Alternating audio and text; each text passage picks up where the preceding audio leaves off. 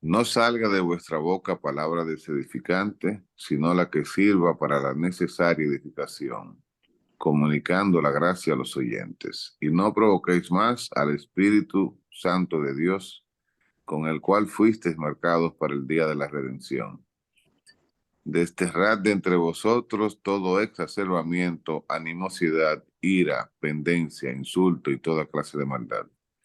Sed, por el contrario, bondadosos y compasivos unos con otros, y perdonaos mutuamente, como también Dios os ha perdonado en Cristo. Amén. Amén. Gracias. Gracias, Señor. Te alabamos y te bendecimos, te glorificamos, te damos gracias. Bendito sea tu nombre, Señor. Gracias. Gracias. Bien. Hoy viernes vamos a tener el último número de la introducción de esta cuarta parte del catecismo de la Iglesia Católica que trata sobre la oración. A partir de, sobre todo el lunes, vamos entonces a iniciar ya con la primera sección y el primer capítulo de esa sección. Esta cuarta parte tiene dos secciones. Así está dividido el catecismo de la Iglesia Católica.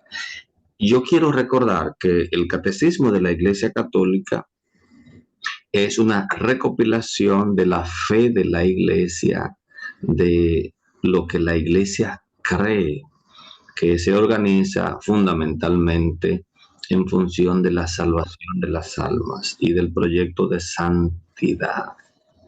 Son propuestas concretas. Todo cristiano católico necesita saber qué es el contenido de su fe, en qué consiste su fe.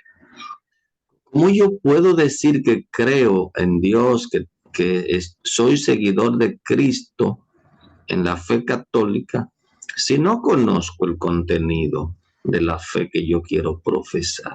Entonces, esa es una gran debilidad que tenemos los católicos. Y uno se da cuenta la riqueza de la que se está perdiendo al no entrar en conocimiento de, de este contenido. Por ejemplo, vamos a meditar el 2565, 2565. La iglesia organiza sus documentos por números, unos numeritos dentro de los textos que para identificar una serie de informaciones. ¿Qué dice este número 2565? Dice, en la nueva alianza, o sea, en la alianza que Dios hace con Jesús en el Nuevo Testamento, podríamos también decirlo así, en el Nuevo Testamento. La palabra testamento y alianza son sinónimos. La palabra alianza es la palabra clave para entender la Sagrada Escritura.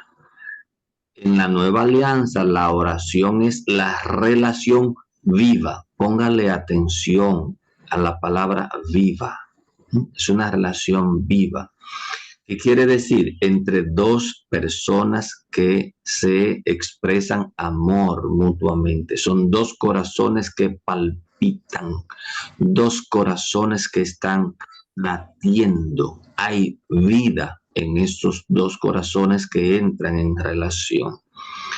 Una relación, la oración es la relación viva de los hijos de Dios con su Padre infinitamente bueno, con su Hijo Jesucristo y con el Espíritu Santo.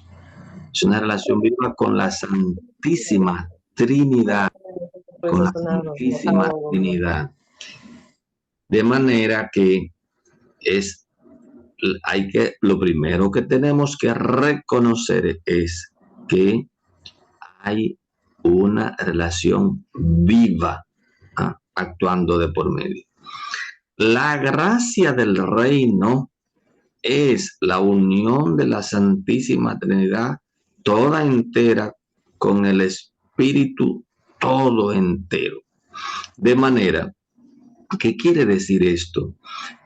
Nosotros tenemos que reconocer que somos seres que tenemos una presencia de Dios en nosotros a través del Espíritu, la manifestación del Espíritu. Es una relación también que se puede ver en el momento de la creación. Cuando Dios crea al hombre, dice que tomó barro y de ese barro Dios que es la fuente del Espíritu, sopló.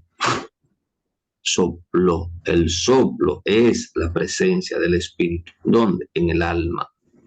De manera que por eso el alma es una referencia a Dios y es de Dios, ¿no? Entonces, ese espíritu que nosotros tenemos es uno y único, no hay dos espíritus.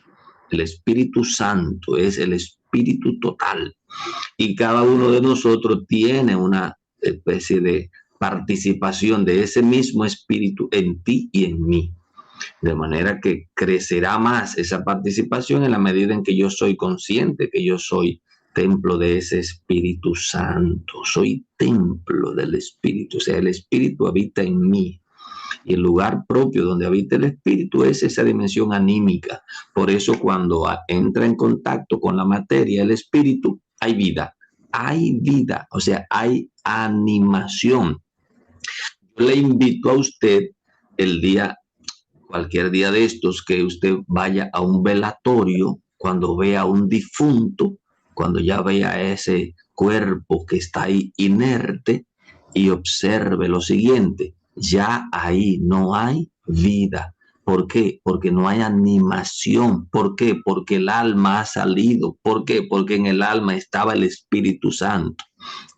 Eso que está ahí en ese féretro es barro. ¿Qué hay que hacer con él? Unirlo otra vez a la tierra. Y por eso se dice: estoy enterrando a mi pariente. Pues ya no hay vida. Eso es polvo, eso es tierra. ¿Qué lo animaba? ¿Por qué en él había voluntad anteriormente? Porque en él estaba una presencia del Espíritu Santo. Y por eso en él había pensamiento, había sentimiento, había respiración, etcétera, etcétera. Entonces, dice el texto, ¿no? Así la vida de oración, y vuelve otra vez, la vida de oración, porque la oración es todo un proyecto de vida. La vida de oración es estar habitualmente en presencia de Dios. Ahí ya hay una definición de qué es orar. ¿Usted quiere tener una definición de oración? ¿Qué es orar? Es estar habitualmente en presencia de Dios, 3 veces santo y en comunión con Él. Entonces, lo primero que hay que hacer es ser consciente de que nosotros estamos en la presencia de Dios y que Dios está en nuestra presencia. ¿Quiere usted tener esa vida de oración? Pues tiene entonces que pedir a Dios esa conciencia de la presencia de Dios en nosotros.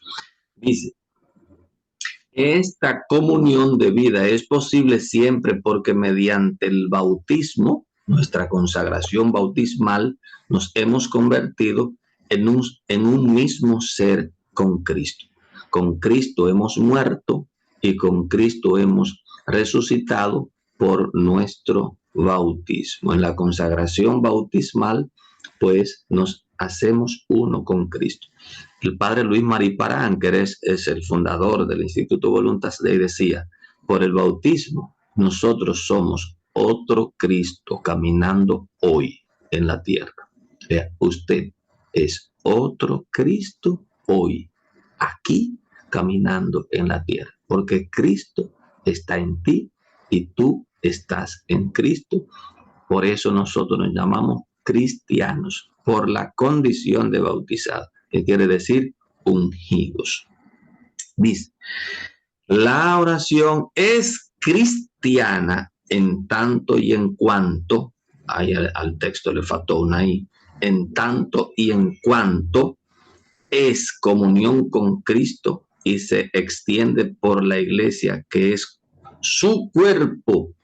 Sus dimensiones son las del amor de Cristo. Por eso la oración tiene tantas dimensiones. No se puede abarcar en una dimensión. Por ejemplo, la oración no es solamente petición. Por ejemplo, la oración no es solamente acción de gracia. La oración no es solamente adoración, sino es todo lo que Cristo puede manifestarle al Padre. Porque todo el que ora en nombre de Cristo lo hace también en nombre de la iglesia. Es Cristo mismo que está orando conmigo y en mí. Amén.